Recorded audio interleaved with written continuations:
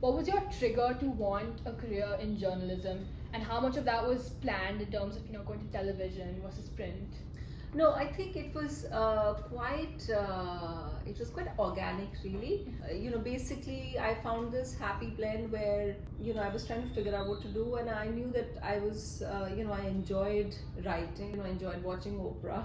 I thought it was a wonderful thing of getting paid to go out and have experiences. I think that was my big motivation. I think, yeah, some people who are privileged. Now I realize it was a question of, because I didn't need to earn a living, I didn't need to pay rent. That, I didn't even ask how much I was going to get paid at my first job. So, yeah, but that's how it happened. So, oftentimes for women in India, education or the lack of education comes at the expense of work. So, in many low income households, the choice between going to school or supporting the family. So, given that you've worked extensively in the field, both with TV and print, have you observed any differences between like the urban areas and the less urban areas, or even across different socioeconomic classes?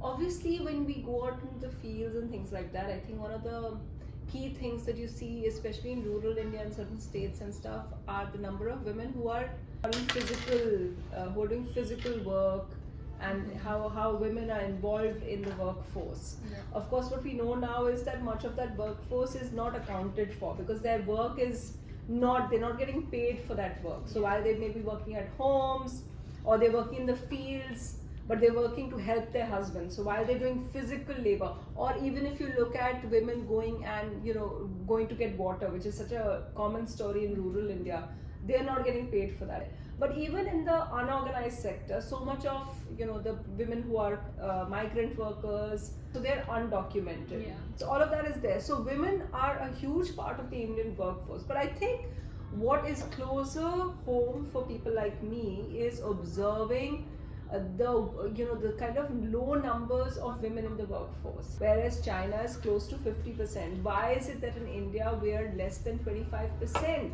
And we are falling constantly because we make it very hard for women to work. There's no kind of child care, child support. It's all dependent on it. It's all variables. There's no system set up.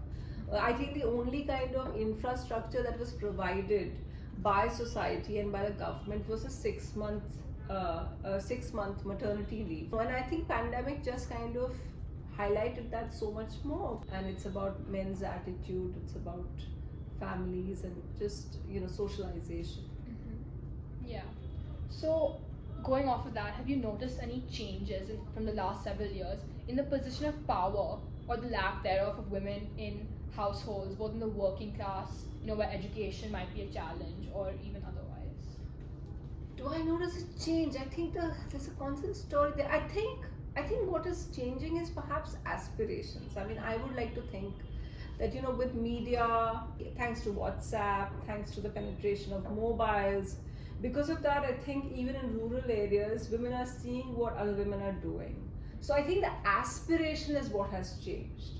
I think before if you didn't know about the life you could have, you couldn't aspire for it. Now you do see women who are aspiring. You see yourself and you say, well, if she can earn so much, and before there were such limited options as well, right? If you wanted to be a working woman, you'd have to be a teacher or a doctor or an engineer. Now, women are seeing other women earn and do well as being influencers, or, and they see people like them going out and doing it. So I think aspiration is there. It's just that how are we enabling this women? It's not a positive change in saying that, look, we have now the infrastructure. We now have a structure where women can leave their children. We don't have that. Yeah. It's just, and this is something which is, I again stress on the fact that this is a problem across the world. There's this Harvard economist called Claudia Golden, who talks about greedy jobs and how greedy jobs, which of course journalism is, it asks more of you. But she said that greedy jobs, both husbands and wives can have greedy jobs. But when that same couple has children, it's the wife who has to opt out or cut out of it. The power has always been inclined towards men, and it's been easier for them. The working world is very tough for women. I think what's changing now is there is a conversation now That if you are a company and you have no women in a leadership position, I think it speaks badly and you're frowned upon. Yeah. Okay, that is the change now. So, for example, suppose Hindustan Times or when I was in NDTV, if we would have a program and we wouldn't call all the experts were men, Yeah. we get called out now.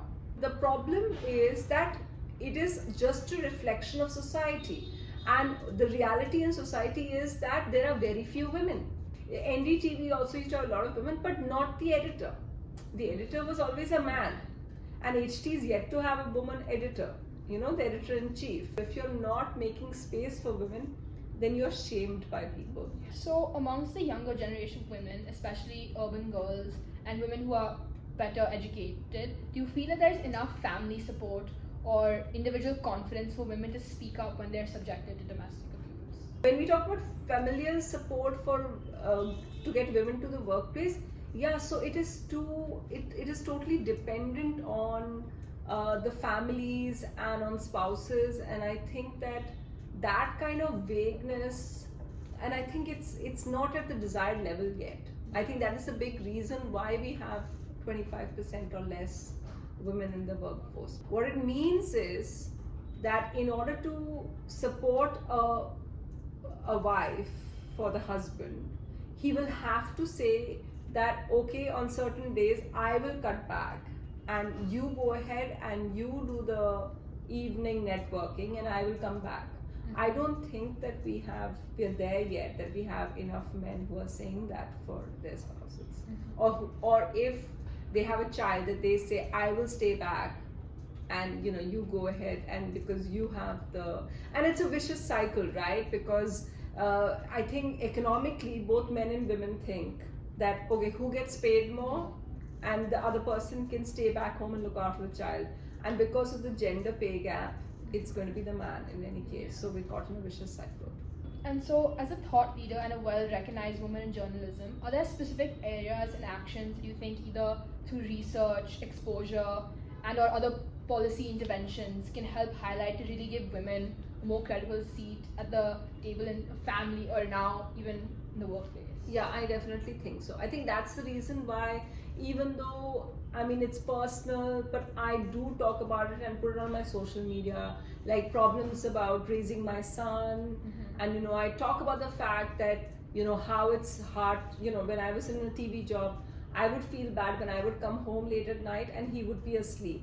But I would put it out there just to make other women feel that they're not alone. Because I think the huge problem is that women, we have to enable other women. I think the other thing that we need the equivalence of what men have as the golf circuit, where they go and bond and they network. So I think we need that kind of a support, or a women equivalent support group. And we tell each other what works for us and what doesn't work, because there are such few people. I think that women definitely need to be enablers, so you help younger women. I think that's an important thing as well, because I think for a lot of women, because they came up the hard way, so they feel that it has to be hard. It doesn't have to be hard. I think that just because when I joined in the early 2000s, at that time how it was, and the kind of when I was pregnant and what I faced, why should younger women have to go with that? I think that I think women, they make their voices heard. And I think that political parties realize this, and that's why so much of their target audience are women. Women are huge influencers in the family about where kids go, where they study, who to vote for, things like that. So, but they have to do it in a kind of subtle way, and I think that is not changing enough. So they're finding their way around getting decisions, but without making noise about it. So do you think, like, not being subtle about it, do you think that gets them any backlash? Because one of the findings from my research paper was actually that more women that are employed, so 36% of women that were employed were subjected to domestic violence, but this number was only 25% with unemployed women. So do you think that there is backlash when they are more vocal about it? Yeah, I think so. I think that because of the kind of patriarchal setup that there is, I think the reason, all of this of not being supportive, of not helping your spouse do well, all of this points to the fact that we still have a patriarchal mindset where women are supposed to be taking care of the children and women are supposed to be cooking instead. Even in the urban setup, in Sri Ram school, most of the teachers are women because it's considered a women thing. Because why? Because they feel that they go back home with the kids and then they can look after the kids. If the wife is achieved and is becoming too assertive, then okay, fine, you're telling all of these people, you're taking all the decisions there, but don't think you can come back home and so you saw Kasturba Gandhi or even Kamala Nehru, the role that they played was completely in the background compared to their star husbands. And I think unfortunately it stays that way.